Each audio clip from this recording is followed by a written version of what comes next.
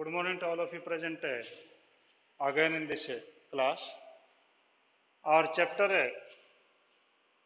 number 6, staffing was in progress. इसमें हमारा case study जो है वो हमारा इसमें चला हुआ है, ठीक है। तो हम केस स्टडी हमने जो डिस्कस किए थे, तो आज हमें उससे आगे में चलते हैं। तो हमने जो है कल हमने जो केस स्टडी जो डिस्कस कर लिए थे वो हम कर चुके थे आपका 22 तक, ठीक है। 22 तक हम कर चुके थे। आज 23 हम जो केस स्टडी हम एक्सप्लेन करने जा रहे हैं। तो 23 का जो देखिए, ये कहते हैं कि Moga industry limited approached a well established university in the city of Madurai to recruit qualified personals for various technical and professional job, ठीक है। कि मोगा लिमिटेड जो है वो वेल एस्टेब्लिश्ड एक यूनिवर्सिटी है मदुरई के अंदर, उसके पास में रिक्रूटमेंट के लिए जो है पहुँचती है अच्छे क्वालिफाइड पर्सनस के लिए। They selected Tanya, Ritu, Garima and Chetan for various vacancies in the organisation. उन्होंने तान्या को, रितु को, गरिमा को और चेतन को जो अलग अलग चीज़ों के लिए सिलेक्ट किया है। After the selection and the placement, Moga Industries Limited felt the need to increase the skill and ability and the development of positive attitude of the employees to perform their specific job better. The company also realized that learning new skills would improve the job performance of the employees. तो company को ये लगता है कि हाँ, अगर वो नई स्किल्स सीखेंगे, लर्निंग स्किल करेंगे, तो वो जो एम्प्लॉयज़ की जो वो क्रिएटिविटी को बढ़ा पाएंगे। Hence the company decided to take action for the same, और इसलिए कंपनी ने जो है इसके लिए काम भी शुरू कर दिया है। Name the step of staffing process regarding which company decided to take action. तो पहला तो ये है कि आपका जो मोगा लिमिटेड इसने जो किया है उसकी ये बात करना चाहता है कि कौन सा स्टेप इसने लिया है, ठीक है। The name the step of staffing process regarding which the company decided to take action. कि यहाँ पर उन्होंने देखा कि वो लोग जो है कैंपस प्लेसमेंट के लिए गए थे, ठीक है। यानी ये जो है एक्सटर्नल का आपका पॉइंट था कि एक्सटर्नल रिक्रूटमेंट में ये लोग जो है कैंपस प्लेसमेंट के लिए गए थे, ठीक है। अब कैंपस प्लेसमेंट से वो 4 पर्सन को लेकर के आ रहे हैं। It means they have selected, but they feel that they should provide more knowledge also, and for this purpose the training is the must, ठीक है। तो ये कह रहे कि name the step of staffing process regarding which the company decided to take action. Second करके state the benefit the action in Moga limited industry limited, कि जो ये एक्शन ले रहे हैं तो मोगा लिमिटेड जो इससे क्या फ़ायदा होने वाला है, ठीक है। तो ये जो स्टाफिंग प्रोसेस में स्टेप लिया है, that is taken by the action is training and development. तो आपका यहाँ पर जो पहला क्वेश्चन है उसका आंसर तो है ट्रेनिंग एंड डेवलपमेंट।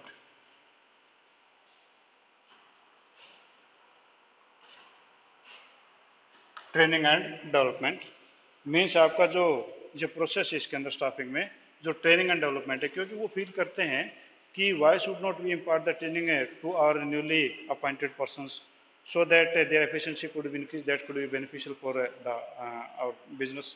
तो पहला तो ये है। दूसरा इन लोगों ने जो क्वेश्चन पूछा था वो ये था आइडेंटिफाई दूसरा ने पूछा था इसके अंदर कि आपका state the benefit of the action of the Moga limited industries, कि जो ये ट्रेनिंग एंड डेवलपमेंट है इसका बेनिफिट क्या होगा। यानी ये क्वेश्चन आपका पहले भी आ चुका है। तो सेकंड आपका जो बेनिफिट की बात कर रहा है कि व्हाट इज द बेनिफिट्स या एडवांटेजेस, बेनिफिट्स ऑफ ट्रेनिंग के जो है या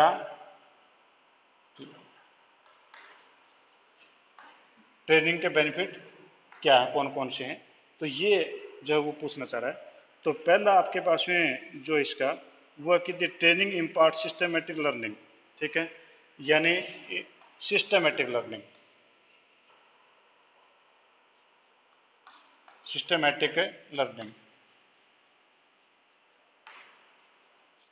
जी बेटा बोलिए।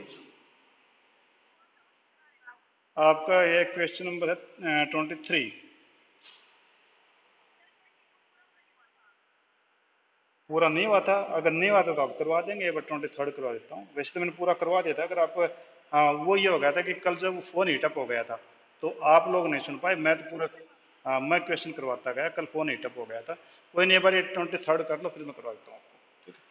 तो पहला तो ये है कि आपका सिस्टमेटिक लर्निंग है, means by training the employees gate a systematic learning and without training they get unsystematic learning by they learn by hit and trial method। क्योंकि अगर किसी भी आप पर्सन को if you will keep him on the working he will commit the mistake and then he will made them correct and by this way he will waste a lot of resources. तो आपका यहाँ पर systematic learning होगा तो पहला फायदा तो ये होगा ट्रेनिंग का, जो इम्पोर्ट करते हैं तो पहला फायदा ट्रेनिंग देने का ये होगा। Second, increase employees productivity. Second, increase employees productivity. Employees की प्रोडक्टिविटी जो है वो इससे इंक्रीज होती है। Means if a person who get the training naturally it will have good knowledge and it will increase the efficiency because he knows each and everything about the production, about the raw material, about the machines. Naturally the productivity of the employee will increase.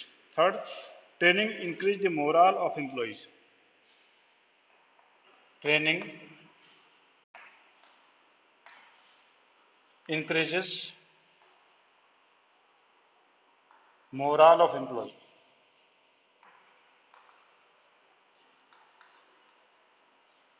Employees के morale जो हैं उनको भी training जो boost up करती है, because a person who knows each and everything naturally he will have a good morale and he will have a good confidence.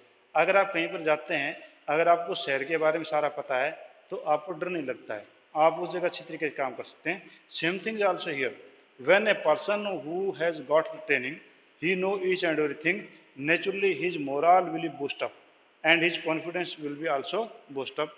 और जिसका मोरल हाई होगा और कॉन्फिडेंस हाई होगा तो naturally that person will be good for the institution, तो वो आपके institution के लिए बढ़िया होता है।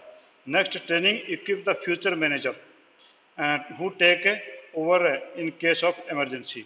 means create future manager। future manager, if your employees get trained and naturally they will know each and everything about the working, if any emergency arises in future then they can handle the problem, such type of the problems if the manager leave the organization। अगर आपका कोई manager वो organisation को leave कर जाता है तो उस हालत में आपके फ्यूचर मैनेजर भी आपके पास में तैयार हैं, तो ट्रेनिंग का ये भी आपका बेनिफिट है। तो इस क्वेश्चन में आपका जहाँ पर मोगा लिमिटेड ने जो बातें की हैं तो वो कहता है कि उन्होंने कैंपस प्लेसमेंट तो ले ली क्योंकि कैंपस प्लेसमेंट में गए थे और वहाँ से जो है इन लोगों ने 4 बंदों को लिया, उसके बाद में वो चाहते हैं कि उनको और ज़्यादा ग्रूम करें, तो उससे उनको क्या फ़ायदा होने वाला है। तो ये कहते हैं कि ट्रेनिंग के कौन कौन से बेनिफिट हैं वो आप बताइए, ठीक है जी। तो ये आपका 23 था। हाँ जी, कोई प्रॉब्लम इसके बारे में? Any problem regarding this question please. Fourth है क्रिएट फ्यूचर मैनेजर। आपके फ्यूचर के मैनेजर भी तैयार करते हैं कि जो आपका एक कोई पर्सन है who is on the post of the assistant manager and he get training, naturally he can be the manager in the next time. क्योंकि आपका असिस्टेंट मैनेजर है उसको ट्रेनिंग मिल गई तो मैनेजर का काम भी देख सकता है। अगर आपका मैनेजर कल को ट्रांसफर होकर चला जाता है या छोड़ के चला जाता है तो आपके जो ट्रेनिंग लेने के बाद जो भी आपके मैनेजर थे इस क्वेश्चन में, जो भी उन्होंने मैनेजर अपॉइंट किए थे, तो वो लोग नेक्स्ट पोस्ट होल्ड करने को तैयार रहेंगे। हाँ जी, और कोई problem? Any other problem please? एक कोई और पूछ रहा था क्वेश्चन, कौन पूछ रहे थे बताइए, कोई क्वेश्चन आपने पूछना है तो ठीक है। हाँ जी, नहीं अगर मान लो कि आपका अगर असिस्टेंट मैनेजर था अगर मान लो कि आपने जो असिस्टेंट मैनेजर अभी आपने अपॉइंट किया, ठीक है, he get the training, here is the manager, he also got the training, तो naturally assistant manager will promote to manager and manager will promote generally general manager, और उस जनरल मैनेजर भी training अगर लेके आएगा तो naturally he can be transfer as a vice president और president of the company. तो नेचुरल ट्रेनिंग से क्या होगा कि हर बार जो है बेनिफिट ही मिलता है, चाहे वो कोई भी आदमी है। तो हर कोई भी आदमी ट्रेनिंग लेता भी क्यों है, वो चाहता है कि he should get the extra knowledge so that his salary can be increase, he could get the promotion. तो नेचुरली पॉइंट तो आपका ही होगा ही। हाँ जी, और कोई पॉइंट हो? हाँ जी, अब हम चलते हैं 22 पे। तो 22 जो है वो देखो, कल है जो फ़ोन हीटअप हो गया था, तो आपको आवाज़ नहीं सुनी मेरी, और मेरे को क्योंकि फ़ोन रिवर्स साइड में होता तो पता नहीं चला था, तो बाद में मैंने देखा तो फ़ोन जब बंद हो चुका था। तो आपका जो 22 बच गया था, 22 जो है मैं आपको अभी करवाता हूँ, ठीक है जी। तो 22 में देखो, ये अगर Nishant the director of the garment company is planning to manufacture bag for the utilization of a waste material from one of his garment unit, ठीक है, कि यहाँ पर निशांत जो है वो गारमेंट यूनिट को चलाता है, उसका वेस्टेज को बच जाता है, उस वेस्टेज से वो बैग बनाने की सोचता है, ठीक है। This he has decided that his manufacturing unit will be set up in rural area of Odisha where people have very few job opportunities, और वो चाहता है कि ये उड़ीसा के किसी गांव के अंदर लगा दीजिए जहां पर जॉब अपॉर्चुनिटी बहुत कम है and labour available at a very low rate. He also thought of giving equal opportunity to man and womens, वो जो है आदमियों को और औरतों को बराबर अपॉर्चुनिटी देने के हमें विश्वास रखते हैं। For this, he wanted 4 different head for sale account, purchase and production. इसलिए इसने 4 हेड जो है अलग अलग अपॉइंट किए, सेल का, अकाउंट्स का, परचेज का, प्रोडक्शन का। He gave an advertisement and short listed 10 candidates per post after conducting different selection test, कि उसने जो है ये 4 बंदे उन्होंने सिलेक्ट करने थे, ठीक है, और उसके लिए इसने ऐड दिया था। ऐड देने के बाद में उसके पास में काफ़ी सारी एप्लीकेशंस आ गई थी, और तब उसने हर पोस्ट के लिए 10 बंदे शॉर्ट लिस्ट कर चुका वो, यानी he has made the preliminary interview. Preliminary interview लेने के बाद में फिर वो जो कहता है कि अब वो 10-10 बंदे हर पोस्ट के लिए ले चुका है। उसके आगे की बात कहता है कि after conducting the different test, अलग अलग टेस्ट वो ले चुका था। Identify and state the next 3 step for choosing the best candidate out of the short listed candidate, कि आपका जो यहाँ पर जो स्टाफिंग प्रोसेस है, ठीक है, तो उसके अंदर जो ये कह रहा है कि आप ये बताइए कि इसके अंदर नेक्स्ट स्टेप आपके कौन से होंगे, सॉरी सिलेक्शन टेस्ट के अंदर, सिलेक्शन के अंदर आपके नेक्स्ट स्टेप कौन से होंगे, वो 3 स्टेप ने पूछा है। Identify any 2 values of Nishant want to communicate to the society by setting up his manufacturing unit, और 2 वैल्यूज जो निशांत जो है वो कौन सी देना चाह रहा है। तो आपका जो क्वेश्चन में देखो कि आपका जो सिलेक्शन प्रोसेस है, तो सिलेक्शन प्रोसेस में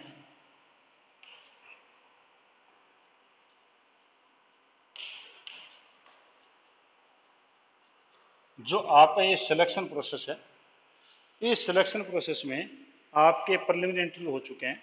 आप कहते हैं कि नेक्स्ट स्टेप जो कौन से हैं, तो नेक्स्ट स्टेप आपके पास में पहला आपके पास में है employment test, interview sorry employment interview,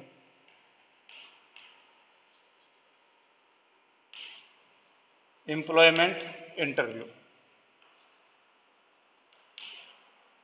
पहले तो आपके पास में एम्प्लॉयमेंट इंटरव्यू होगा। एम्प्लॉयमेंट इंटरव्यू मीन्स है the person come face to face, you have taken all the test and now you want to know what is the ability of the selected person in the particular job। तो आप जिस काम में जो है आप उससे काम करवाना चाहते हैं, तो उसकी जो है आप उसकी नॉलेज देखना चाहते हैं कि वो आप उसकी नॉलेज कितनी अच्छी है। How much depth knowledge of the candidate in a particular job. अगर मान लीजिए कि आप किसी पर्सन को you wanted to appoint as a computer operator, he has cleared the preliminary interview, means the questionnaire we have taken the test, he has got the good marks, and now you want to know he is the bookish person or he has the practical knowledge also of the computer or not। Then you will call him, और आप उससे computer से related वो बातें पूछेंगे जो आपके business में काम आती हैं। तो उसकी डेप्थ नॉलेज है आप उसकी फाइंड आउट करने की कोशिश करते हैं। तो नेक्स्ट आपका स्टेप है employment interview.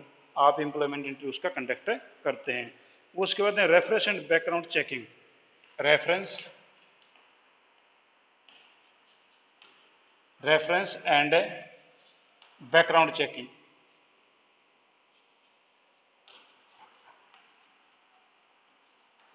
Reference and background checking. आपने जब प्रीलिमिनरी इंटरव्यू लिया था तो आपने उस समय जो है उसको एक फॉर्म दिया होगा, and that form is filled by him, and a column was there that was the reference of any 2 or more persons which know to you but which are not in the blood relation of you persons। तो उसमें जो है आपके कोई भी जो blood relation में नहीं है पर आप लोगों को जानते हैं, तो उनके बाद उन आदमियों के नाम और टेलीफोन नंबर आपसे वो मांगते हैं, यानी वर्कर से मांगते हैं। और उसके बाद में जो है वो लोग उन लोगों को फ़ोन करके पूछते हैं, या वहाँ पर जा करके उन लोगों से पूछ सकते हैं कि ये पर्सन कैसा है और उसके जो है बैकग्राउंड है किस प्रकार की है, कि he is a good person और he is a criminal nature person, he is an good hearted person और हेटेड पर्सन। वो किस प्रकार का है, नफरत तो नहीं करता किसी से, किसी जो वो आपका ये कहे कि रिलीजन से तो बिलोंग नहीं करता है, जो इस प्रकार की हेटेड बातें करता हो या कुछ और करता हो, that can spoil the environment of the organisation, ऐसा तो नहीं है। तो ये हमारी बैकग्राउंड चेकिंग भी होती है। And sometimes the person who are going to appoint you, they can take the feedback from your past employer also, क्योंकि आप जिस कंपनी से आ रहे हैं, जिस जगह से आ रहे हैं, तो आपका एड्रेस वही पूछा जाता है, तो वो उनको फ़ोन करके पूछ सकते हैं कि this person is interested to join in our company और in our organisation, what is the background of this person, why he is going to leave us you. तो इस प्रकार से वो बैकग्राउंड चेकिंग उसकी हो सकती है। ठीक है जी। Next is selection decision. Selection decision. Next is the selection decision. Means at the end we take the selection decision. Means we take the preliminary interview, then we have taken the employment interview, then we have checked the reference and background, and lastly we make the final decision of the person that should be selected or not. It means this is the final. The final decision about the selection is made from among the candidates who pass and the test and interview। कि last time अगर 10 candidate आपके पास में थे, you made all the process of all the persons and which is the suitable person for you. तो आप उसको जो है देखते हैं कि इनमें सबसे बढ़िया कौन सा है और हमारे लिए बेनिफिशियल कौन सा रहेगा, तो वो भी आप लास्ट में चुनते हैं और उसका डिसीजन, सिलेक्शन का डिसीजन आप लेते हैं। ठीक है जी। अब टू वैल्यूज जो हैं वो निशांत कम्युनिकेट करना चाहता है सोसाइटी को। वो क्या कहना चाहता है बाय मैन्युफैक्चरिंग? तो पहला कहता है कि रूरल डेवलपमेंट। तो आपका जो क्वेश्चन नंबर 1 का आंसर था ये 2 का हो गया। तो पहला था rural development. Rural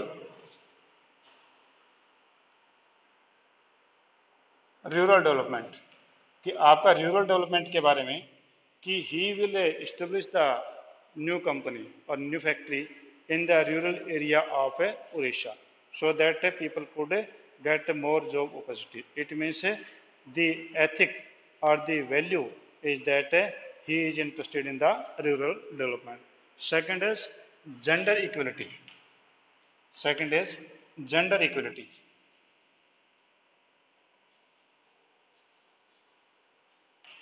Gender equality means there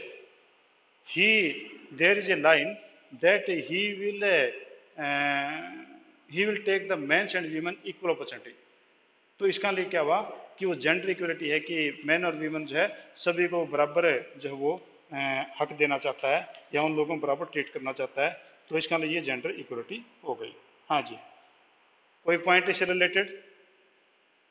anything you want to ask? हाँ जी, कोई नहीं है? किसका?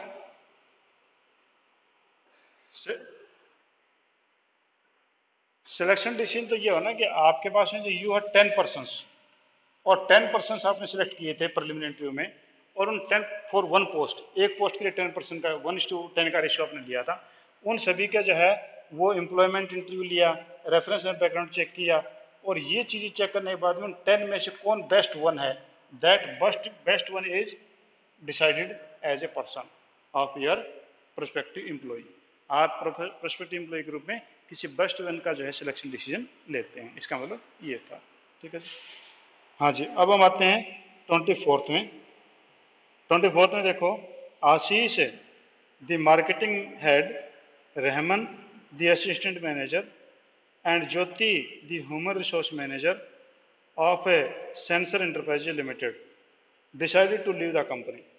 ठीक है, तो आपका आशीष है मार्केटिंग हेड है, रमन है वो आपका असिस्टेंट मैनेजर है, ज्योति जो वो एचआरएम डिपार्टमेंट की है सेंसर लिमिटेड एंटरप्राइज में, उन्होंने कंपनी को छोड़ने का निश्चय किया है।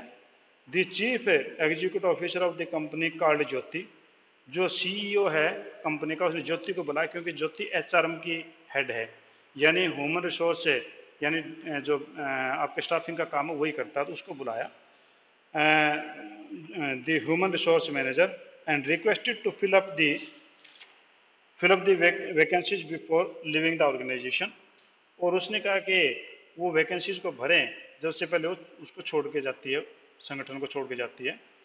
Informing that her subordinate miss Alka Pandit was very competent and trustworthy. उसने सुझाव दिया कि मिस अलका पंडित जो है वो कॉम्पिटेंट और ट्रस्टवर्दी भी, विश्वसनीय भी है। Jyoti suggested that if she could be moved up in the हेयरट्री शी वुड बी नीडफुल। अगर हम उसको आगे बढ़ाते भी जाएं तो ये जो उसकी नीडफुल भी है वो इसके लिए और हमारे लिए भी अच्छी रहेगी। The chief executive officer agree the same. Chief executive officer जो है वो ज्योति को सिलेक्ट करने के लिए तैयार हो गया।